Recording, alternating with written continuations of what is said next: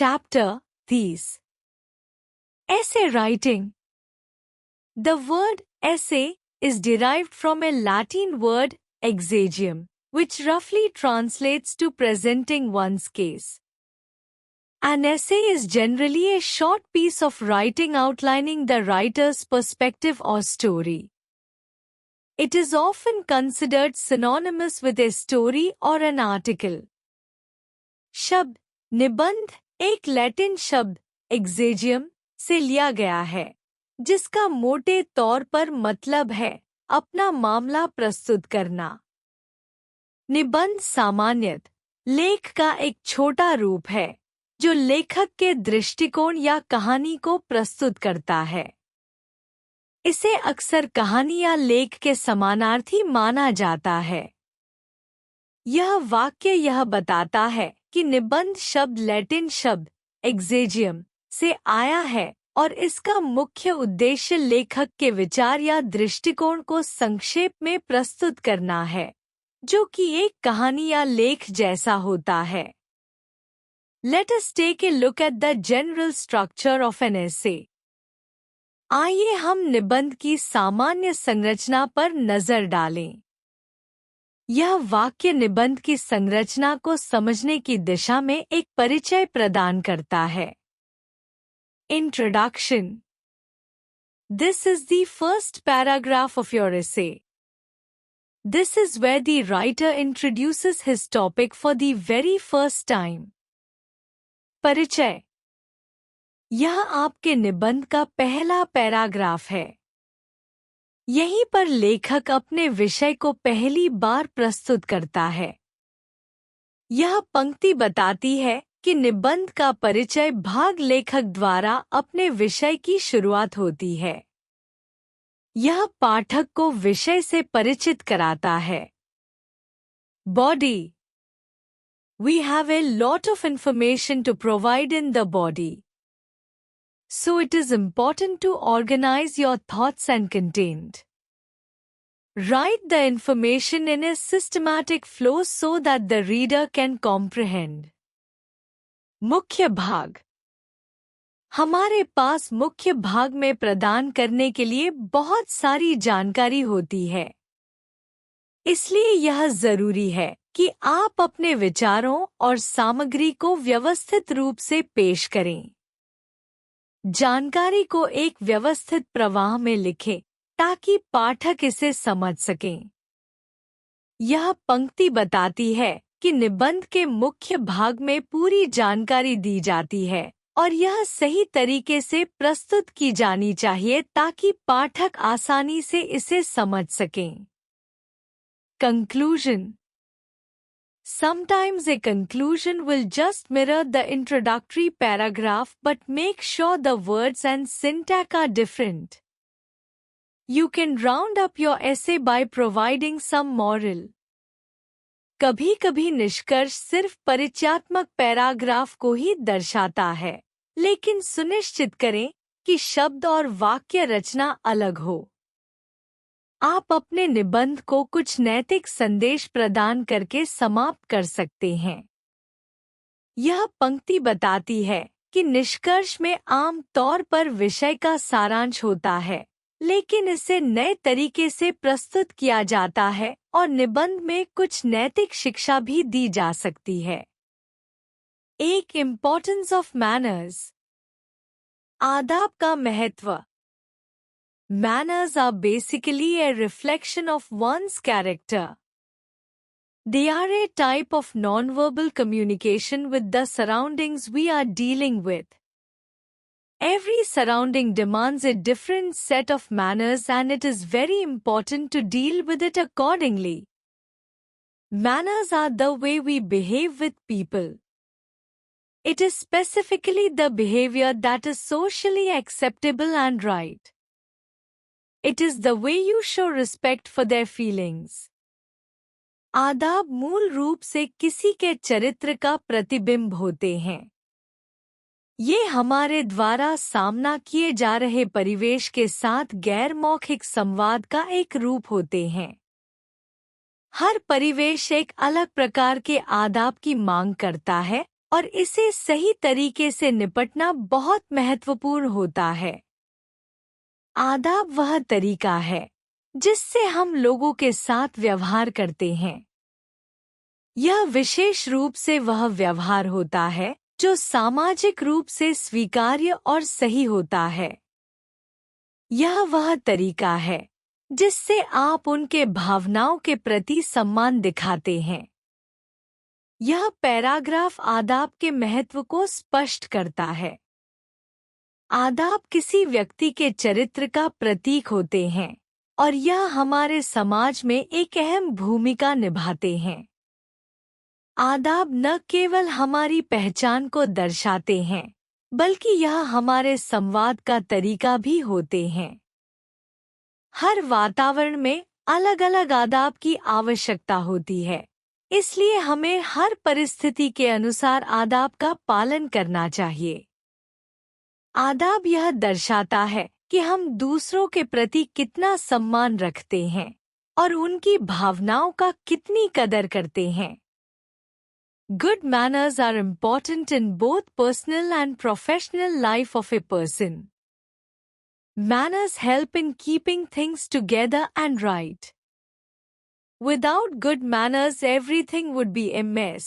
Classrooms would sound more like a fish market. Dining tables would be full of gross scenarios. Salesman would fail at his sales and every such thing would go wrong. अच्छे आदाब व्यक्ति के व्यक्तिगत और पेशेवर जीवन दोनों में महत्वपूर्ण होते हैं। आदाब चीजों को एक साथ रखने और सही बनाए रखने में मदद करते हैं। अच्छे आदाब के बिना सब कुछ गड़बड़ हो जाएगा।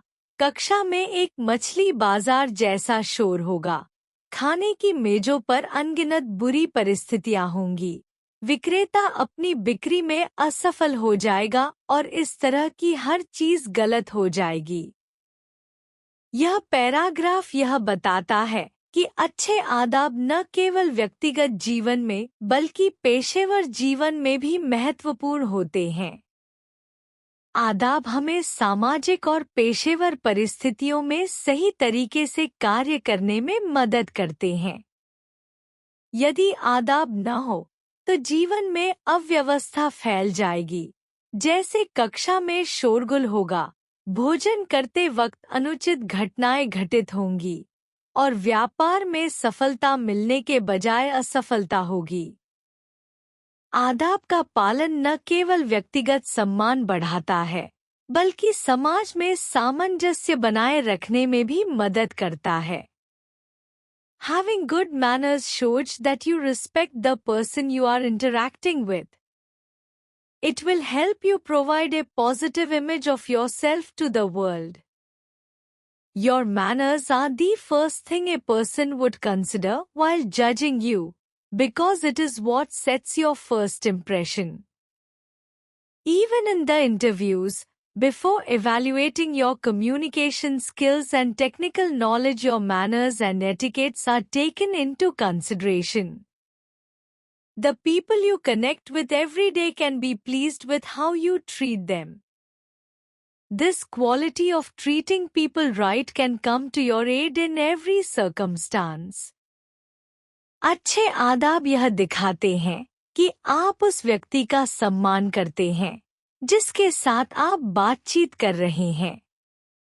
यह आपको दुनिया के सामने अपनी सकारात्मक छवि पेश करने में मदद करता है। आपके आदाब वह पहली चीज होते हैं जिसे कोई व्यक्ति आपको जज करते वक्त ध्यान में रखता है, क्योंकि यही आपकी पहली छाप बनाते हैं। यहाँ तक कि साक्षात्कारों में भी आपकी संवाद क्षमता और तकनीकी ज्ञान का मूल्यांकन करने से पहले आपके आदाब और शिष्टाचार पर विचार किया जाता है। जिन लोगों से आप रोज संपर्क करते हैं, वे इस बात से प्रसन्न हो सकते हैं कि आप उन्हें किस तरह से व्यवहार करते हैं। लोगों के साथ सही तरीके से व्यवहार करने की यह गुणवत्ता हर परिस्थिति में आपकी मदद कर सकती है। यह आपको मदद कर सकता है यह पैराग्राफ यह बताता है कि अच्छे आदाब एक व्यक्ति का सम्मान दिखाते हैं और व्यक्ति की सकारात्मक छवि बनाने में मदद करते हैं। अच्छे आदाब आपकी पहली छाप को निर्धारित करते हैं और यह महत्वपूर्ण होता है कि किसी व्यक्ति को पहली बार मिलने पर आप किस प्रकार से व्यवहार करते हैं। यह सिर्फ संवाद या तकनीकी ज्ञान के बारे में नहीं, बल्कि आपके शिष्टाचार के बारे में भी है। साक्षात्कारों में भी आपके आदाब पहले ध्यान में आते हैं। यदि आप रोज के जीवन में लोगों के साथ अच्छे तरीके से पेश आते हैं, तो यह हर परिस्थिति में आपकी मदद कर सकता है। It can help you while socializing with different types of people. You can easily make new friends and win their trust. Keeping in mind the importance and benefits of good manners, one should always try to inculcate these in his day-to-day life. By way of this, he would not only benefit himself but will also contribute towards a more balanced and sophisticated society. Above everything, it is our moral duty to treat everyone right. विभिन्न प्रकार के लोगों से मेलजोल करते समय आप आसानी से नए दोस्त बना सकते हैं और उनका विश्वास जीत सकते हैं। अच्छे आदाब के महत्व और लाभ को ध्यान में रखते हुए व्यक्ति को हमेशा इन्हें अपनी दिनचर्या में अपनाने की कोशिश करनी चाहिए। इस प्रकार से वह न केवल स्वयं को लाभान्वित करेगा, बल्कि एक संतुलित और सुसंस्कृत समाज की ओर भी योगदान करेगा। सबसे ऊपर, यह हमारा नैतिक कर्तव्य है कि हम हर किसी से सही तरीके से व्यवहार करें। यह पैराग्राफ बताता है कि विभिन्न लोगों से मिलते समय अच्छे आदाब न केवल हमें नए दोस्त बनाने और उनका विश्वास जीतने में मदद करते हैं, बल्कि समाज में एक सकारात्मक बदलाव लाने में भी योगदान करते हैं। अच्छे आदाब को अपनी दैनिक जिंदगी में अपनाकर हम न केवल खुद को लाभान्वित करते हैं, बल्कि समाज को भी एक बेहतर दिशा में बदलने में मदद करते हैं। सबसे महत्वपूर्ण बात यह है कि यह हमारे नैतिक कर्तव्य का हिस्सा है कि हम सभी के साथ उचित और सम्मानजनक व्यवहार करें। 2. Value of newspapers. Newspaper comes to us every morning and I feel better having newspaper with a hot cup of tea in my balcony. Day by day, the newspaper is getting popularity in every area, whether backward or forward, because of the increasing importance of it. People in the society are getting more conscious about their knowledge level and current affairs of the country, especially politics and Bollywood. Newspaper reading is best activity for the students as it gives general knowledge about everything. It helps them to beat any technical and competitive exams for the government jobs or non-government jobs. समाचार पत्र हमें हर सुबह आता है और मुझे अपने balcony में एक गर्म कप चाय के साथ समाचार पत्र पढ़ना अच्छा लगता है। दिन ब दिन समाचार पत्र अपनी बढ़ती महत्ता के कारण हर क्षेत्र में, चाहे वह पिछड़ा हो या उन्नत, अधिक लोकप्रिय हो रहा है। समाज में लोग अपने ज्ञान स्तर और देश के वर्तमान मामलों के प्रति, विशेष रूप से राजनीति और बॉलीवुड के बारे में अधिक जागरूक हो रहे हैं। समाचार पत्र पढ़ना छात्रों के लिए सबसे अच्छा अभ्यास है क्योंकि यह उन्हें हर विषय के बारे में सामान्य ज्ञान प्रदान करता है। यह उन्हें किसी भी तकनीकी और प्रतिस्पर्धी परीक्षा में सफलता प्राप्त करने में मदद करता है, चाहे वह सरकारी नौकरियों के लिए हो या गैर सरकारी नौकरियों के लिए। यह पैराग्राफ समाचार पत्रों के महत्व को रेखांकित करता है। यह बताता है कि कैसे हर सुबह समाचार पत्र के साथ चाय पीना एक सुखद अनुभव है और यह कैसे हर क्षेत्र में, चाहे वह पिछड़ा हो या उन्नत, अधिक लोकप्रिय हो रहा है। समाज में लोग अपनी जागरूकता बढ़ा रहे हैं, विशेष रूप से राजनीति और बॉलीवुड के बारे में। यह छात्रों के लिए एक बेहतरीन साधन है क्योंकि यह उन्हें सामान्य ज्ञान प्रदान करता है और सरकारी या गैर सरकारी नौकरियों के लिए प्रतिस्पर्धी परीक्षा में सफलता पाने में मदद करता है। Reading newspaper is very interesting job. If one becomes used to this, she never drop reading newspaper. It is good for the students as it inspires us to speak English fluently with correct accent. Newspapers are becoming popular in the backward areas of the country. People speaking any language can read newspaper as it is available in many languages like Hindi, English, Urdu, etc. according to the regions.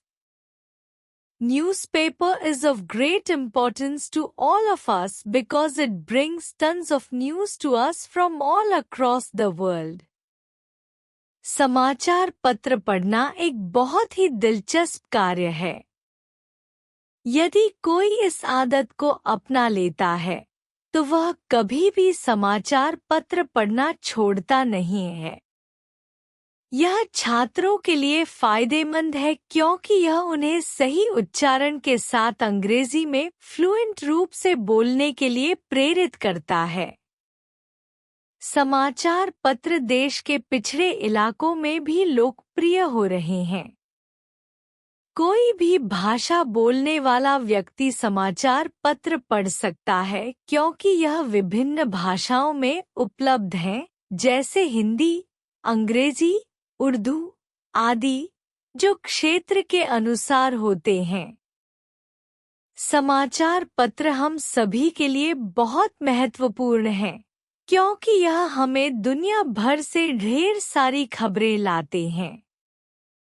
यह paragraph समाचार पत्रों के महत्व को दर्शाता है। इसमें बताया गया है कि समाचार पत्र पढ़ना बहुत दिलचस्प है और यह एक आदत बन जाती है जिसे कोई छोड़ नहीं सकता।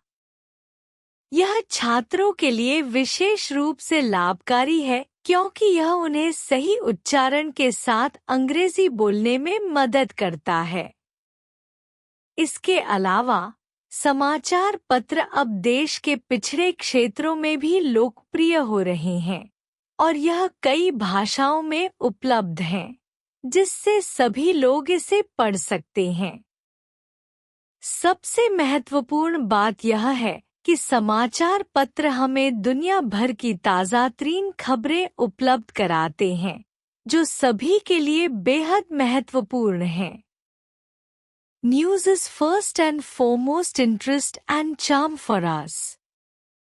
Without newspaper and news, we are nothing and just like a fish without water.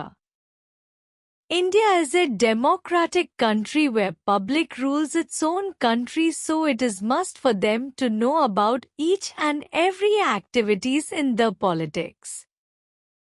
In the modern technological world where everything depends on the high technology, news is also available on the computer and internet. Using internet, we can get all the information about world.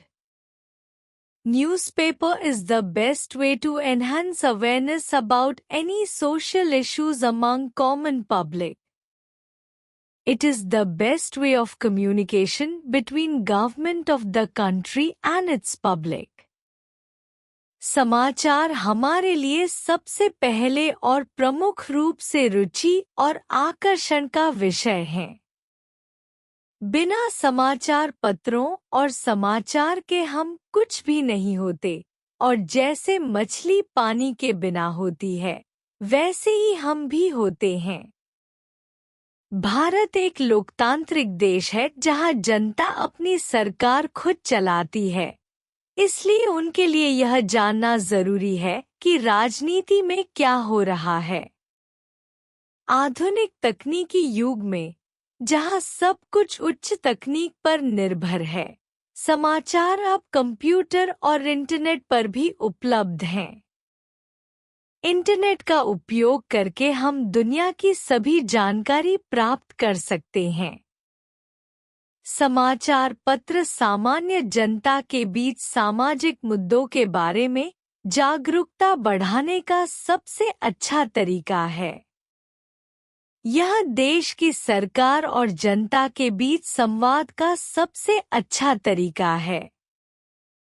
इस paragraph में समाचार पत्रों और समाचार की महत्वता पर जोर दिया गया है। यह दर्शाता है कि समाचार हमारे लिए बहुत जरूरी हैं और बिना इन्हें पढ़े हम अपने आसपास की दुनिया से कटे हुए होते हैं। जैसे मछली बिना पानी के जीवित नहीं रह सकती। भारत जैसे लोकतांत्रिक देश में जहां जनता को राजनीति के हर पहलू से अवगत होना जरूरी है, समाचार पत्र इसे संभव बनाते हैं।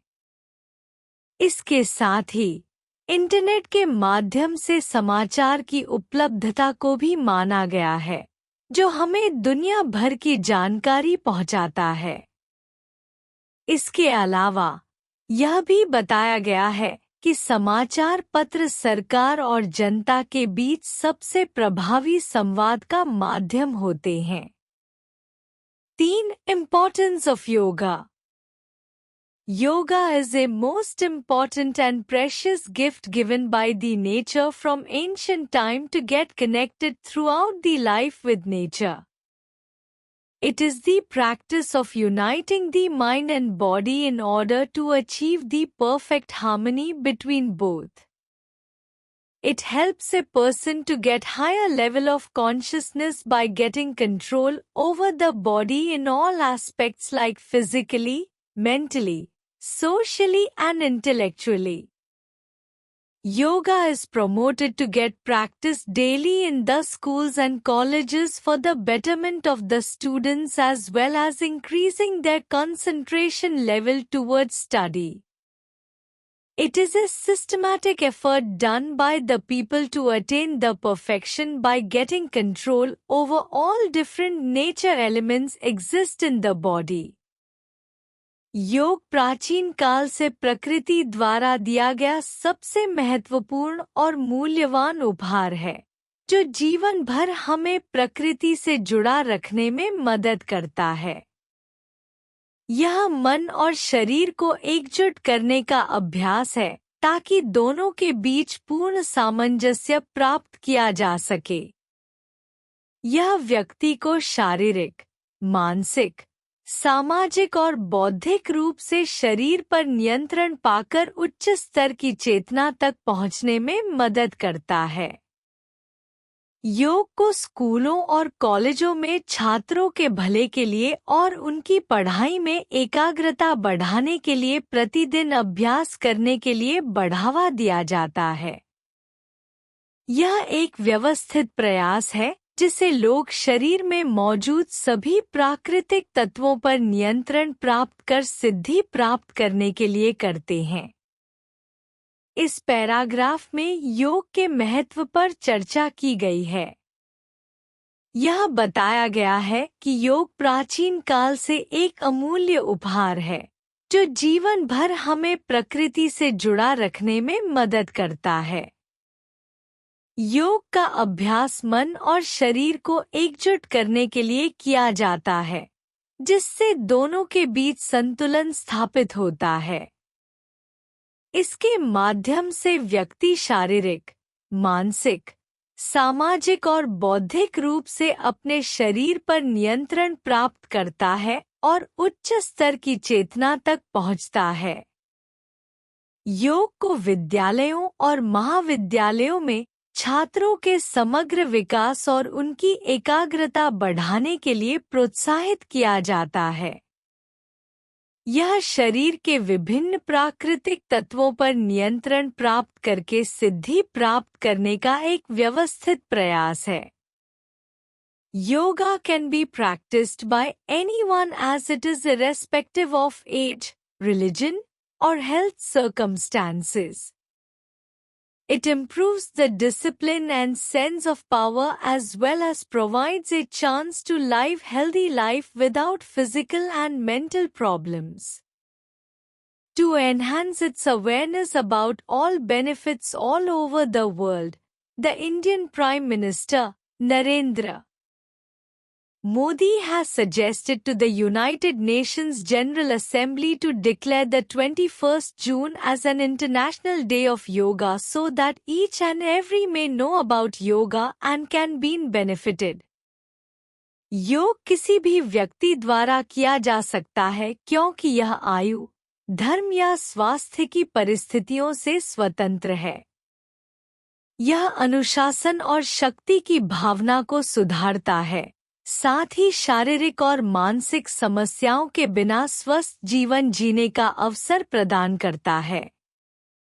इसके सभी लाभों के बारे में जागरूकता बढ़ाने के लिए भारत के प्रधानमंत्री नरेंद्र मोदी ने संयुक्त राष्ट्र महासभा से 21 जून को अंतर्राष्ट्रीय योग दिवस घोषित करने का प्रस्ताव दिया ताकि हर कोई योग के बारे में जान सके और इसका लाभ उठा सके।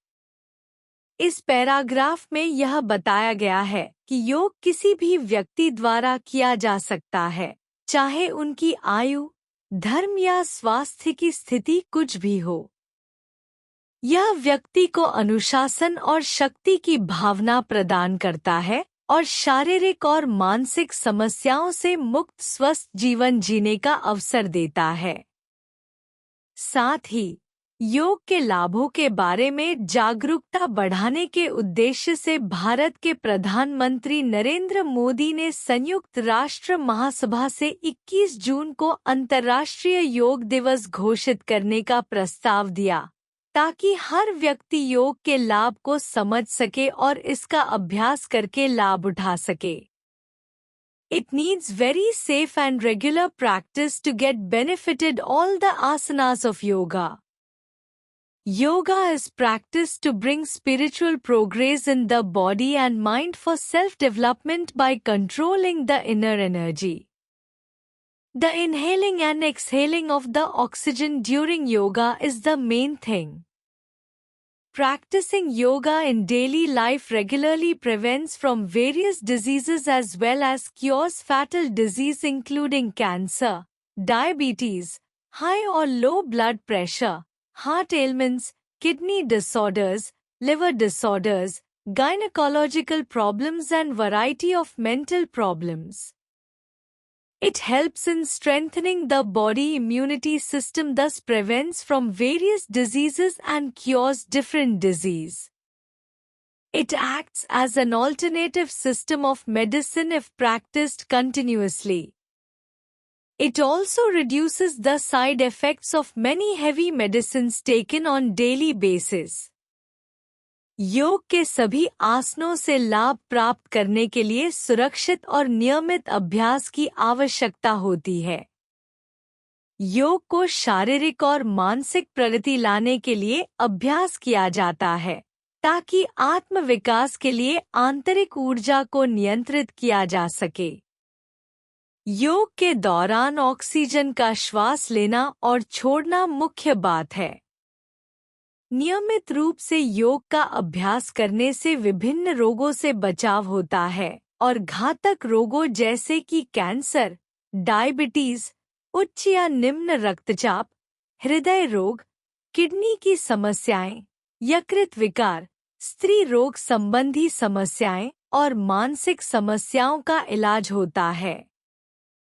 यह शरीर की प्रतिरक्षा प्रणाली को मजबूत करने में मदद करता है, इस प्रकार विभिन्न रोगों से बचाव करता है और कई बीमारियों का इलाज करता है। यदि लगातार अभ्यास किया जाए तो यह दवाओं के एक वैकल्पिक उपचार प्रणाली के रूप में काम करता है। यह रोजाना ली जाने वाली कई भारी दवाओं के दुष्प्रभावों को भी कम करता है। इस पैराग्राफ में यह बताया गया है कि योग के सभी आसनों से लाभ प्राप्त करने के लिए उसे सुरक्षित और नियमित रूप से अभ्यास करना चाहिए। योग का उद्देश्य शरीर और मस्तिष्क में आध्यात्मिक प्रगति लाना है और आत्म विकास के लिए आंतरिक ऊर्जा को नियंत्रित करना है। योग में श्वास लेना और छोड़ना सबसे महत्वपूर्ण तत्व है। यह नियमित रूप से अभ्यास करने से कई बीमारियों से बचाव और इलाज में मदद करता है, जैसे कैंसर, डायबिटीज, रक्तचाप की समस्याएं, हृदय और किडनी की बीमारियां, यकृत विकार, स्त्री रोग और मानसिक समस्याएं। यह शरीर की प्रतिरक्षा प्रणाली को भी मजबूत करता है और यदि नियमित रूप से किया जाए तो यह एक वैकल्पिक चिकित्सा प्रणाली की तरह काम करता है, साथ ही दवाओं के दुष्प्रभावों को कम करता है। 4. If I were a prime minister. India, being a democratic country, holds a very important position in the world. In fact, it is the largest democracy in the world. It is but natural that every citizen can hope becoming the Prime Minister of the country. I also hope to succeed to that position one day, if I happen to outshine other students in studies and then manage to have numerous admirers who will elect me first a member of parliament. I shall try my best to become very popular among the elected members so that they could elect me their leader. Bharat एक लोकतांत्रिक देश है जो दुनिया में बहुत महत्वपूर्ण स्थान रखता है। वास्तव में यह दुनिया का सबसे बड़ा लोकतंत्र है। यह स्वाभाविक है कि हर नागरिक देश के प्रधानमंत्री बनने की आशा कर सकता है। मुझे भी आशा है कि एक दिन मैं उस पद पर सफलता प्राप्त करूंगा, यदि मैं पढ़ाई में अन्य छात्रों से अधिक उत्कृष्टता प्राप्त करता हूं और फिर मुझे कई प्रशंसा करने वाले लोग मिलते हैं जो मुझे पहले संसद सदस्य के रूप में चुनेंगे। मैं अपनी पूरी कोशिश करूंगा कि मैं निर्वाचित सदस्यों में बहुत लोकप्रिय बनूं ताकि वे मुझे अपना नेता चुन सकें। इस पैराग्राफ में यह व्यक्त किया गया है कि भारत एक लोकतांत्रिक देश है और इसलिए हर नागरिक को प्रधानमंत्री बनने की आशा होती है। लेखक ने भी यह इच्छा व्यक्त की है कि वह एक दिन प्रधानमंत्री बनना चाहते हैं, यदि वे अध्ययन में उत्कृष्टता प्राप्त करते हैं और अधिक समर्थक प्राप्त करते हैं। फिर वे संसद सदस्य के रूप में चुनाव जीतकर नेताओं के बीच अपनी लोकप्रियता बढ़ाने का प्रयास करेंगे ताकि वह प्रधानमंत्री बन सकें। My first task after becoming the Prime Minister will be to choose the best ministers for my cabinet.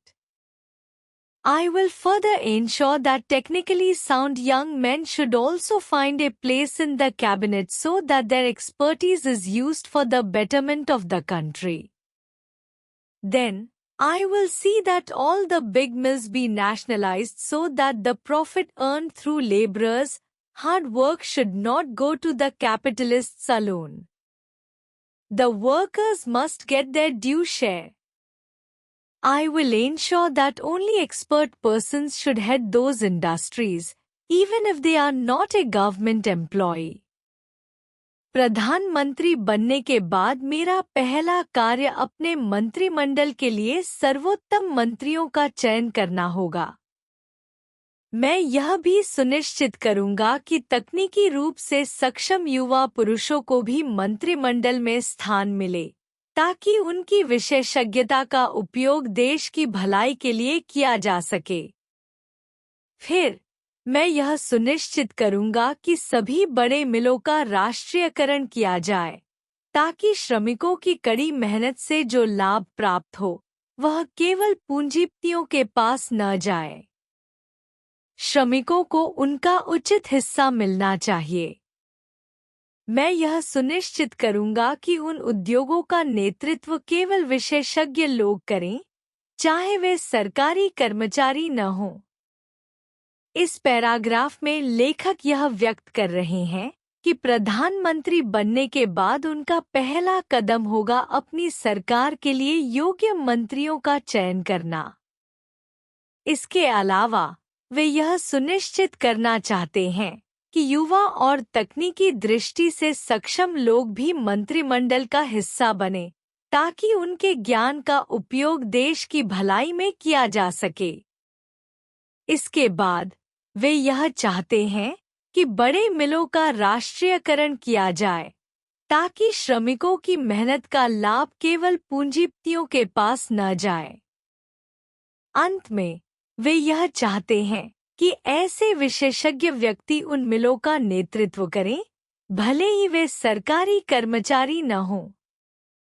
The educational system will be totally changed. Students after getting the basic education up to 10th class would be given vocational training besides academic. All the courses will be job-oriented. Corruption in any form will be dealt with in the strictest manner, and corrupt persons will be awarded deterrent punishment. I know that ruling a nation is not an easy job. It cannot be done without the active support of the people. I shall try my best to educate the people in order to eradicate all types of social evils. A strong sense of patriotism has to be inculcated in citizens' mind. I shall take appropriate steps to revive our national pride in India. Only then can make progress. शैक्षिक प्रणाली को पूरी तरह से बदल दिया जाएगा। 10वीं कक्षा तक की बुनियादी शिक्षा प्राप्त करने के बाद छात्रों को शैक्षिक शिक्षा के साथ साथ व्यावसायिक प्रशिक्षण भी दिया जाएगा।